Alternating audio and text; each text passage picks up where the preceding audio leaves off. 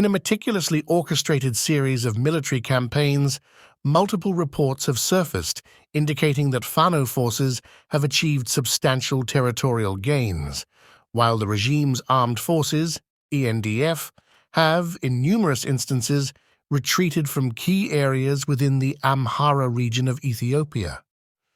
However, these accounts also illuminate a disturbing and deeply troubling development. Forces aligned with the regime have initiated a campaign of terror against civilian populations.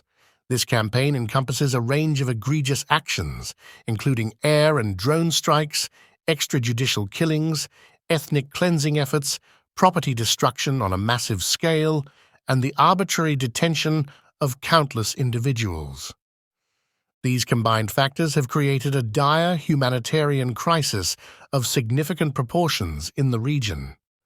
According to the most recent updates, the ongoing conflict in North Shua continues unabated, with Fano forces rapidly closing in on the town of Shua Robit. The surrounding rural villages, particularly Rasa and Kebele, have also become the battlegrounds for intense clashes as regime forces confront determined resistance. Reportedly, the vital road connecting Dessie to Addis Ababa has been rendered impassable due to the relentless hostilities. Additionally, Askazema Kebele in Gisherabel Wareda has witnessed protracted and brutal combat, with clashes around McCoy town persisting for a harrowing 21 days. The situation further deteriorates in Aura Godana Kebele of Minjar Shenkora Wareda, where the Oromia Special Force, OSF, aided by ENDF, stands accused of perpetrating ethnic cleansing.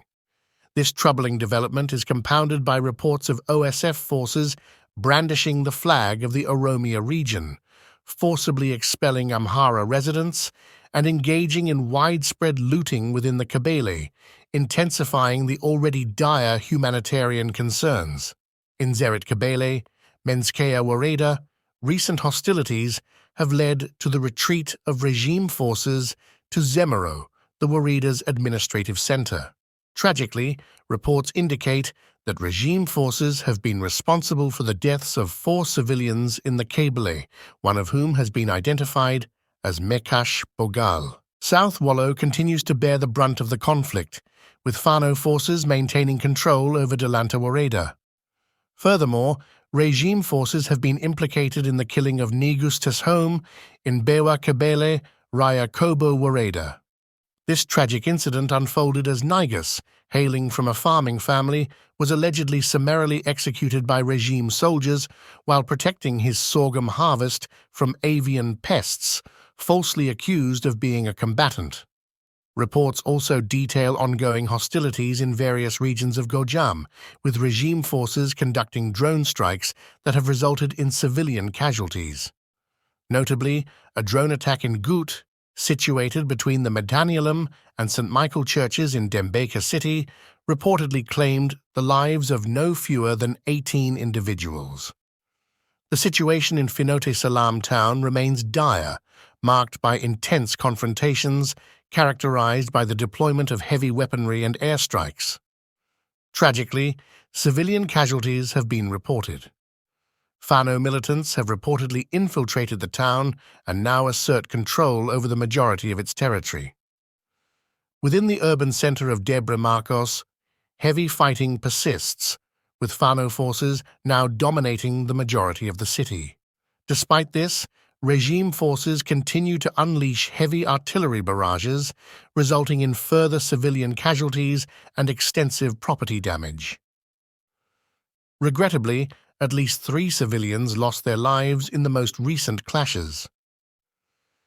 Fighting has resumed on the outskirts of Merto Lamarium, with the epicenter of conflict primarily concentrated in the Borbor area. Fierce battles have also erupted in Bure, Tilili, and Quarit Waredas, leading to the shutdown of essential utilities, including electric power and telephone networks in these regions. Regime troops have mounted efforts to enter Quarit from multiple directions, and a drone attack occurred in close proximity to the same district.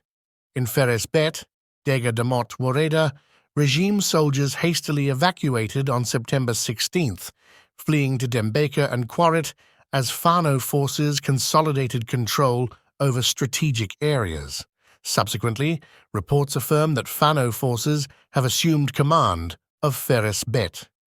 In South Gondar, Fano forces withdrew from Mekan Asis town, prompting retaliatory actions by the military, including the mass arrest of residents and widespread property looting. Dembeka is now firmly under the control of Fano forces, though this victory has come at a heavy cost, with numerous residents falling victim to drone attacks. Many young men from the city have joined the ranks of Fano, leaving their families in a state of profound grief and uncertainty. Additionally, Fano forces have succeeded in securing approximately 95% of Finote Salam city, which has been subjected to ceaseless gunfire and aerial surveillance by regime forces. In the midst of this challenging and rapidly evolving situation, the region finds itself mired in a severe humanitarian crisis, with civilians disproportionately bearing the brunt of the conflict's devastating consequences. Urgent international attention and intervention may be imperative to address these pressing issues and restore stability to the region. Stay tuned for further updates on this evolving situation. If you want to stay informed, consider subscribing to a reliable news channel or source to receive the latest developments as they occur. Staying informed is crucial during times of crisis.